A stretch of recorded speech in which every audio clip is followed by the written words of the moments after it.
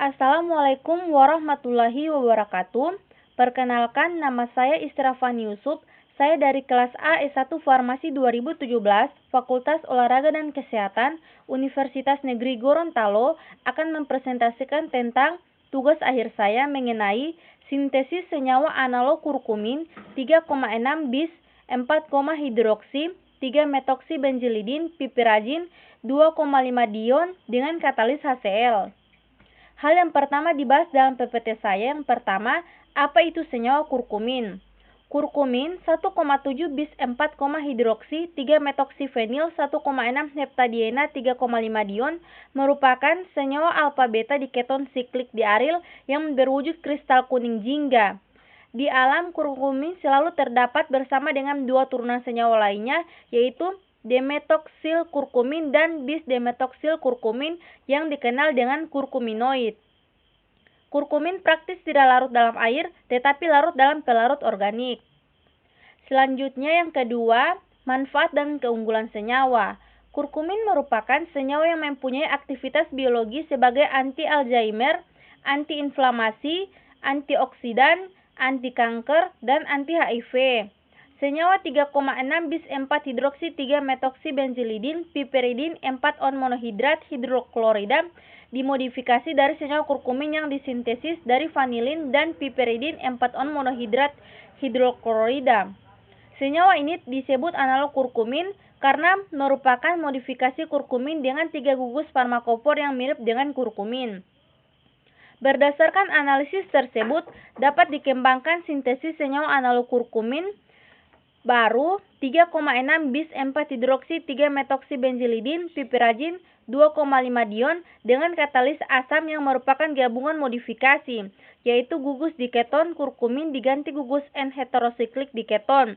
Substituen gugus aromatis mengikuti modifikasi dan diarahkan pada gugus hidroksi OH dan metoksi OCH3 dengan pertimbangan substituen gugus aromatis tersebut telah dibuktikan memiliki peran penting untuk aktivitas biologi senyawa kurkumin dan turunannya.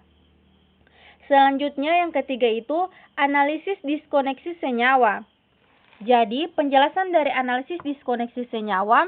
Analisis diskoneksi senyawa analog kurkumin 3,6 bis 4 hidroksi 3-metoksibenzilidin piperazin 2,5 dion dilakukan dengan menggunakan metode analisis sintesis olefin alkena meliputi interkonversi gugus fungsional atau IGF dari gugus tak jenuh menjadi gugus fungsional alkohol yang selanjutnya diikuti dengan diskoneksi menggunakan aturan diskoneksi alkohol.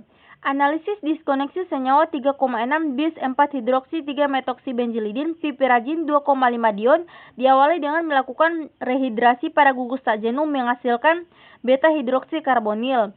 Selanjutnya dilanjutkan dengan diskoneksi. Dari hasil diskoneksi diperoleh starting material berupa senyawa 2,5 piperazinidion dan 4 hidroksi 3-metoksibenzaldehida.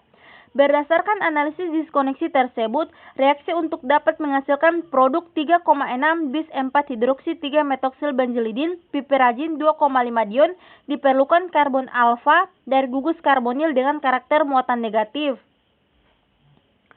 Selanjutnya, retrosintesis senyawa.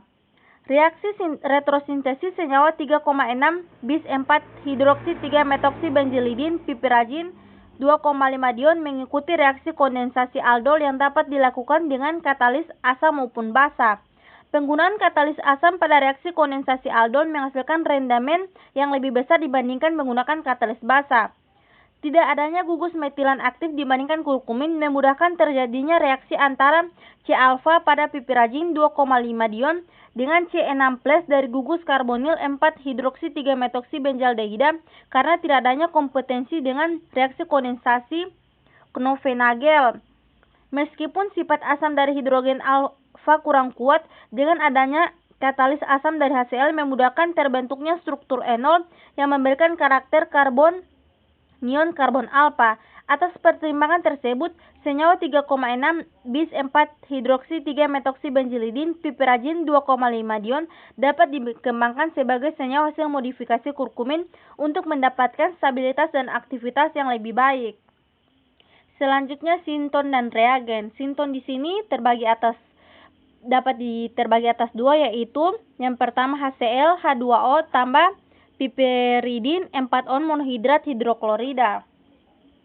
Selanjutnya reaksi-reaksi yang terjadi. Yang pertama, mekanisme pembentukan garam dari 2,5 piperazinidion. Kereaktifan atom nitrogen ini disebabkan adanya pasangan elektron bebas di mana penggunaan katalis asam pada sintesis dapat memprotonasi atom nitrogen sehingga menyebabkan terbentuknya garam dari 2,5 piperazinidion. Yang selanjutnya dia reaksi yang kedua, struktur pembentukan enol. Katalis asam akan memprotonasi gugus karbonil pada atom oksigen yang diikuti oleh pelepasan proton dari karbon alfa membentuk enol. Kemudian metode dan cara kerja. Cara kerja yang pertama, sintesis analog kurkumin dipanaskan pada suhu 50-80 derajat Celcius dan pemanasan menggunakan metode reflux pada suhu kurang lebih 80 derajat Celcius. Yang kedua, piperidin 4-on monohidrat hidroklorida 1 mol dilarutkan dalam aqua bidesilata, vanilin 2 mol dilarutkan dalam etanol. Yang ketiga, dipanaskan di atas water bath pada suhu 25-30 derajat Celcius dan dicampurkan, kemudian ditambahkan HClPK 35% sampai diaduk selama 5 menit sampai pada pH 2. Selanjutnya, diaduk selama 2 jam pada suhu tertentu, yaitu suhu kamar suhu 50-80 derajat Celcius dan suhu lebih dari 80 derajat Celcius dengan reflux. Hasilnya itu didiamkan selama 2 hari. Setelah terbentuk kristal, maka dilakukan pemisahan antara starting material vanilin dan molekul target dengan partisi butanol aquabides. Selanjutnya, dilakukan optimasi pH pada kondisi asam yaitu pH 1, 2, dan 3 menggunakan katalis HCl 35%. Selanjutnya, dilarutkan dalam aqua bidesilata, vanilin 2 mol dilarutkan dalam etanol, kemudian dipanaskan di atas water bath pada suhu 25-30 derajat Celcius dan dicampurkan. Kemudian, ditambahkan HClPK 35% sambil diaduk selama 5 menit sampai pH tertentu, yaitu pH 1, 2, dan 3. Kemudian, diaduk selama 2 jam pada suhu 80-90 derajat Celcius dengan reflux, hasilnya itu didiamkan selama 2 hari. Kemudian, setelah terbentuk kristal, maka dilakukan pemisahan antara starting material vanilin dan molekul target dengan partisi butanol perbandingan aquabides. Kemudian, senyawa analog kurkumin 3,5 bis 4-hidroksi 3-metoksibenzilidin piperidin 4-on monohidrat berupa garam yang terlarut dalam air dikeringkan dengan bantuan nitrogen. Kemudian dilanjutkan pada proses pemurnian dengan cara rekritalisasi. Metode yang pertama yaitu uji kelarutan 2,5 piperazinidion.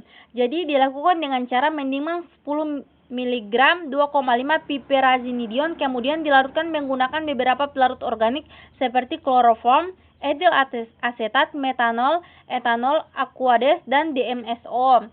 Kemudian optimasi sintesis metode reflux 1:1 dengan variabel bebas pH. Optimasi sintesis perbandingan mol 1:1 dilakukan pada pH 1 dan pH 2.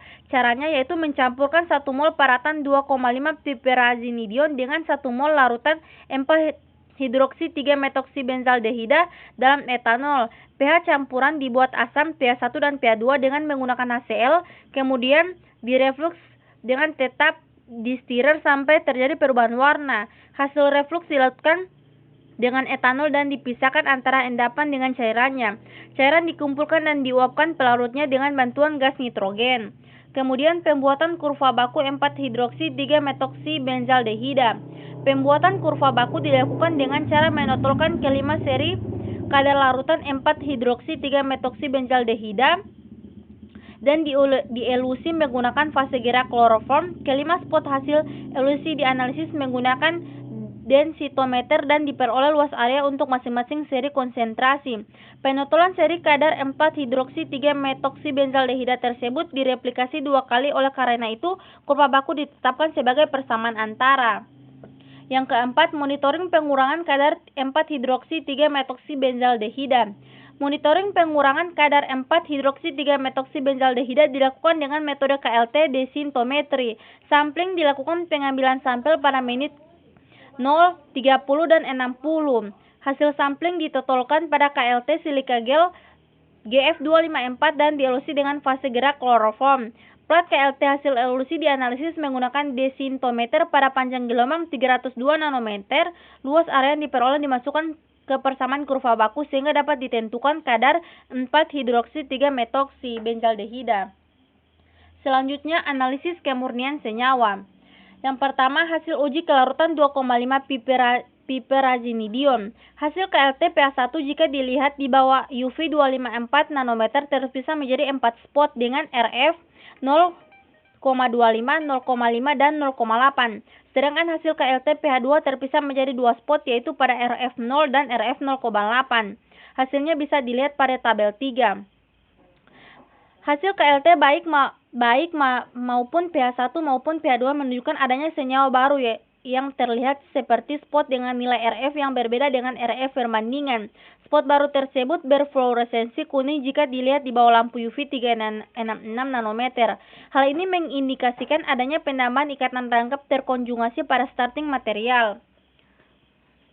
Selanjutnya, analisis hasil optimasi sintesis pada pH1 dan pH2.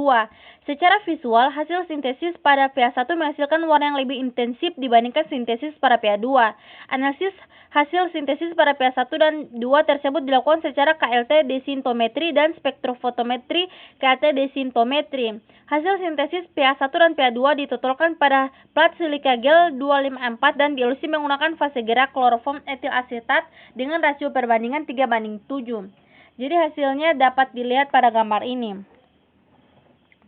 Selanjutnya, hasil LC-MS sintesis pH1. Senyawa hasil sintesis dianalisis menggunakan LC-MS dengan tujuan untuk memisahkan senyawa berdasarkan berat molekulnya. Berat molekul senyawa hasil sintesis secara teoritis adalah 382,78. Sistem kromatografi yang digunakan yaitu reverse phase. Fase gerak yang digunakan terdiri dari campuran metanol banding air yaitu 80:20.